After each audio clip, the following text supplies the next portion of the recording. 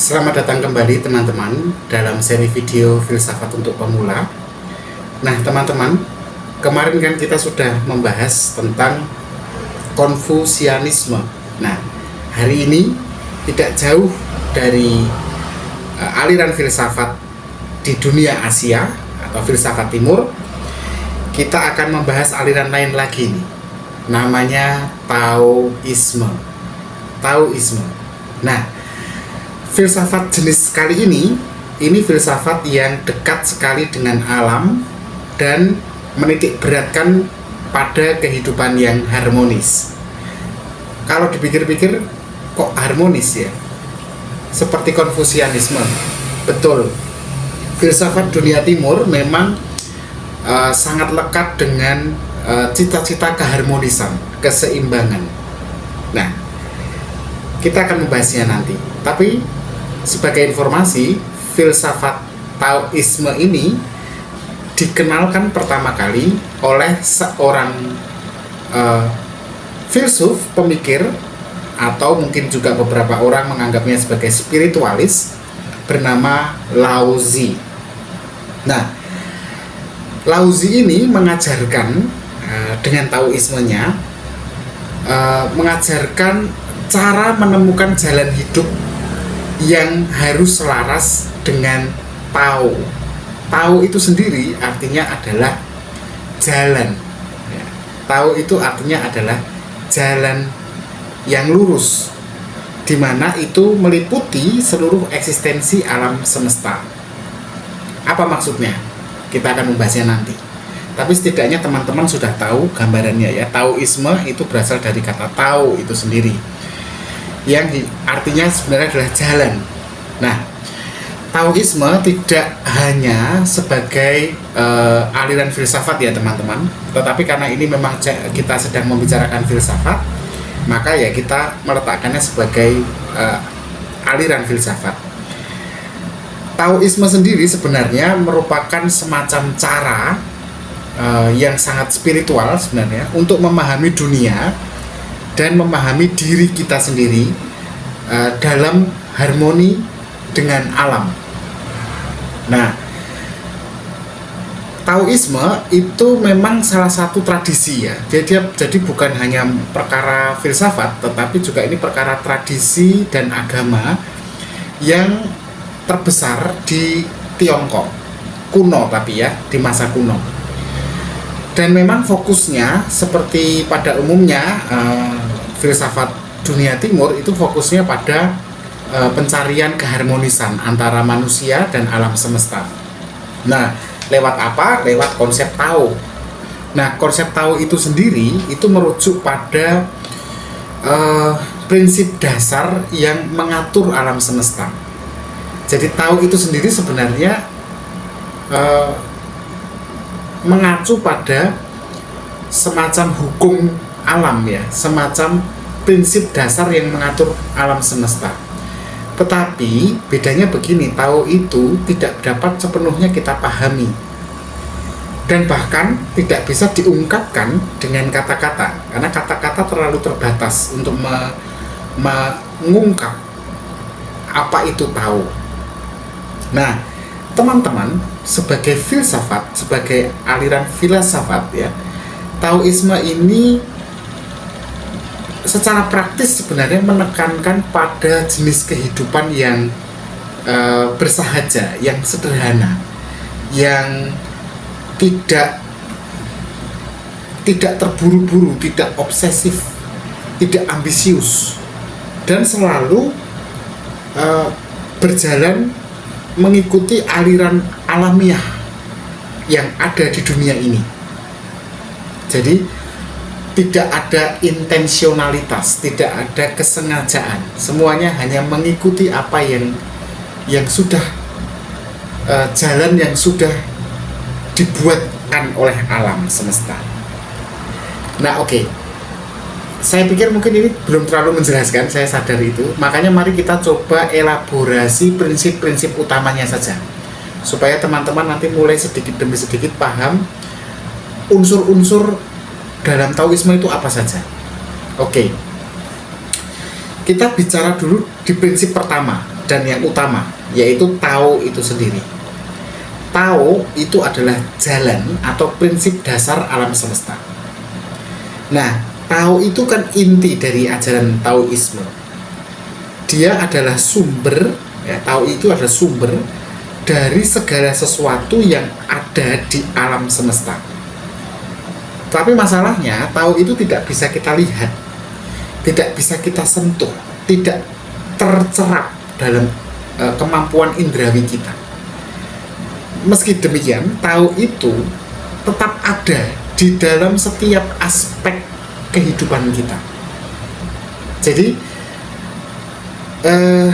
agak sulit ya didefinisikan, tapi kalau akhirnya disederhanakan begini, Tao itu bisa diibaratkan seperti dalam tanda kutip jalan yang alami atau aliran yang alamiah yang membawa kita dan segala sesuatu dalam kehidupan ini ke dalam satu bentuk keharmonisan.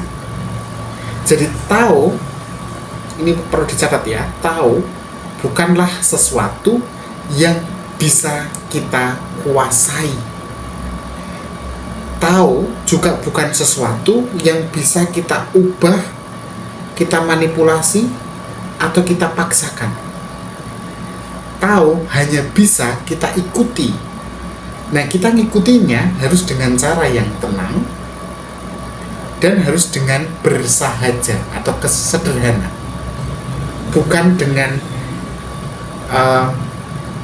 ambisi gitu ya, bukan dengan keinginan atau kehendak nafsu, tetapi dengan demikian apa adanya saja. Itu Tao, yang artinya jalan atau prinsip dasar alam semesta. Oke, itu baru satu.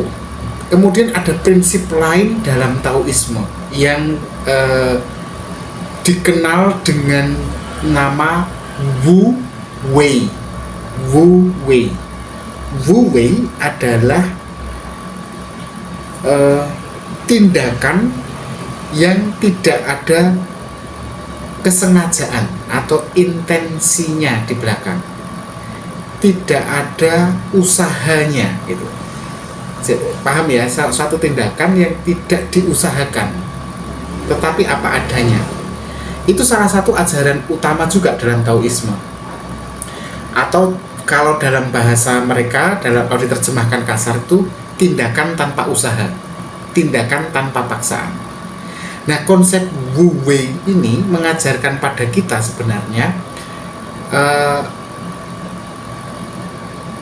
mengajarkan bagaimana kita bertindak sesuai dengan aliran alam semesta tanpa ada upaya untuk memaksakan kehendak kita atau untuk melawan arus. Dengan kata lain, kita harus belajar melatih diri kita untuk tidak terlalu berusaha keras, atau kita belajar dan berlatih untuk tidak terlalu banyak berusaha mengontrol, mengendalikan hidup kita. Sebaliknya, kita hidup dengan mengikuti saja apa yang datang secara alamiah. Wu Wei, tindakan tanpa usaha. Oke, kita lanjut ke berikutnya ya teman-teman. Yang ketiga adalah ini yang mungkin paling banyak dikenal, Yin dan Yang, atau keseimbangan dari dualitas. Konsep Yin dan Yang adalah salah satu ajaran penting dalam Taoisme. Yin dan Yang menggambarkan dualitas atau pasangan ya, yang saling melengkapi dalam kehidupan alam semesta.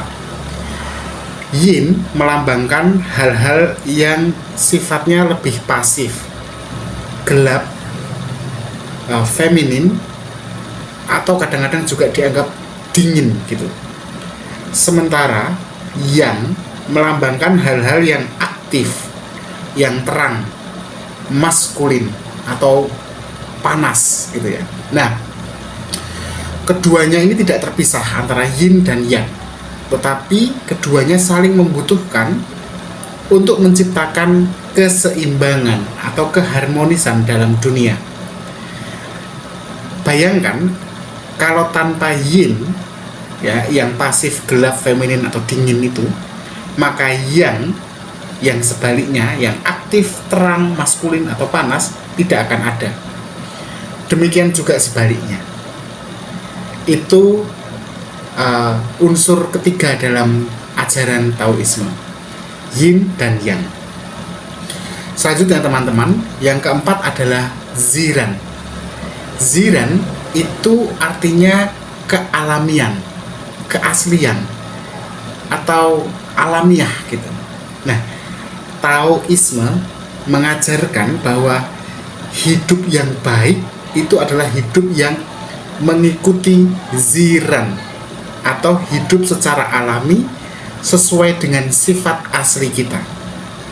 Itu berarti kita tidak berusaha untuk menjadi sesuatu yang bukan diri kita, tetapi menerima dan menjalani hidup dengan cara yang selaras dengan alam. Nah, teman-teman, kalau Taoisme itu kita tarik ke kehidupan nyata kita sehari-hari, maka ada beberapa hal yang akan terjadi. Paling enggak saya menangkapnya ada 3 hal. Yang pertama mengenai kesederhanaan dan ketenangan jiwa. Jadi kan Taoisme itu mengajarkan kita untuk menjalani hidup dengan kesederhanaan dan ketenangan. Artinya kita tidak terjebak dalam suatu ambisi atau keinginan yang berlebihan. Nah, kalau tadi kita belajar konsep Wu Wei ya, Wu Wei kan sudah menunjukkan pada kita bahwa kita itu bisa mencapai hasil yang maksimal justru ketika kita menjalani kehidupan yang minimalis, yang tidak terburu-buru, tidak memaksakan diri kita. Nah, kalau kita lihat dalam kehidupan kita modern yang hingar-bingar ini, konsep Wu Wei itu kan bisa diterjemahkan ya dengan cara kita mengambil waktu untuk sendiri, untuk merenung, beristirahat, hingga merasakan kedamaian justru dalam aktivitas kita sehari-hari yang hiruk pikuk. Kemudian kalau kita tarik Taoisme ke perkara nyata, misalnya mengenai penghargaan pada alam, kita juga bisa mendapatkan banyak nilai di situ. Misalnya gini, salah satu inti dari Taoisme kan tentang hubungan yang harmonis antara diri kita, jiwa kita dengan alam semesta. Kalau di dalam Taoisme kan pendirinya Laozi ya, Laozi ini mengajarkan kalau manusia ini kan bagian dari alam, sehingga tidak sepantasnya dan memang tidak logis juga kalau kita mencoba menguasai alam, karena kita hanya bagian kecil dari alam. Justru yang harus kita lakukan adalah sebagai bagian dari sebuah dari alam yang besar gitu ya, kita hidup mengikuti keseimbangan atau selaras dengan alam itu sendiri. Nah, Taoisme yang diajarkan oleh Laozi tadi kan kemudian mengajarkan agar kita bisa menghargai lingkungan kita dan memperlakukan lingkungan alam kita, hewan, tanaman, udara, tanah dengan hormat dan kasih sayang. Oke, itu yang kedua. Lalu yang ketiga, pengaruh Taoisme itu juga bisa kita tarik ke dalam perkara keseimbangan hidup kita. Jelas ya, dalam konsep tadi yin dan yang, kalau ingat, ini kan mengajarkan kita tentang pentingnya keseimbangan dalam hidup.